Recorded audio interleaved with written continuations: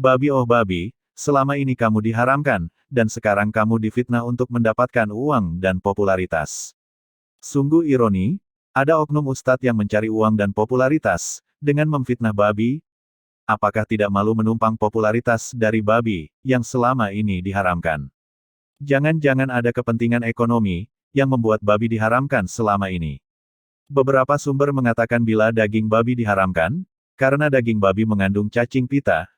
Dikutip dari Kompas.com, ada dua jenis cacing pita yang sering menginfeksi manusia, yaitu Taenia saginata yang berasal dari sapi, dan Taenia solium yang berasal dari babi.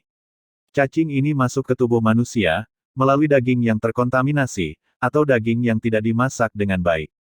Jadi, bukan hanya daging babi yang mengandung cacing pita, daging sapi pun sama-sama mengandung cacing pita, yang terpenting adalah, daging babi dan sapi tersebut harus dimasak dengan baik. Ada sumber yang mengatakan bila daging babi diharamkan, karena daging babi dapat menyebabkan penyakit kolesterol dan kanker. Makanan apapun yang dikonsumsi berlebihan, dapat menyebabkan penyakit. Bahkan minum air terlalu banyak, melebihi dari yang mampu diproses oleh ginjal, dapat membuat kadar natrium dalam darah tidak seimbang, atau yang disebut dengan keracunan air, yang dapat menyebabkan kerusakan otak, hingga kematian, seperti yang dikutip dari Kompas.com. Jadi, mengkonsumsi daging apapun, asal tidak berlebihan, sangat baik untuk mencegah timbulnya penyakit, karena daging juga banyak mengandung protein dan nutrisi, yang baik untuk kesehatan.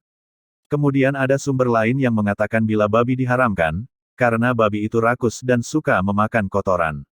Bukan hanya babi, ayam pun rakus, ayam pun memakan kotorannya, bebek pun buang kotoran di kolam air, tempat dia mencari makanan.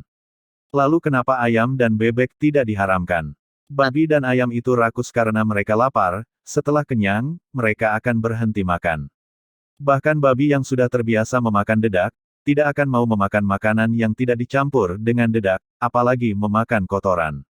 Sementara babi yang hidup di alam liar, tidak akan kehabisan makanan, karena banyaknya umbi-umbian di tanah Nusantara ini, mereka tidak akan kehabisan makanan dan kelaparan, sampai harus memakan kotorannya sendiri.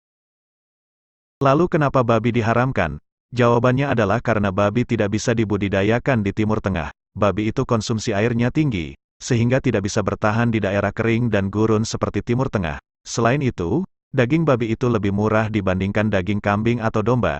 Jika daging babi dibiarkan bebas diperjualbelikan di Timur Tengah, maka peternakan kambing dan domba yang ada di sana, akan kalah bersaing dengan babi, karena dagingnya yang lebih murah.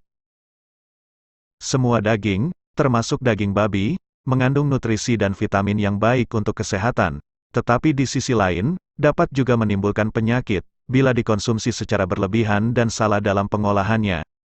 Kitalah sebagai manusia yang harus bijak, dalam mengatur porsi makanan yang pas untuk tubuh kita masing-masing.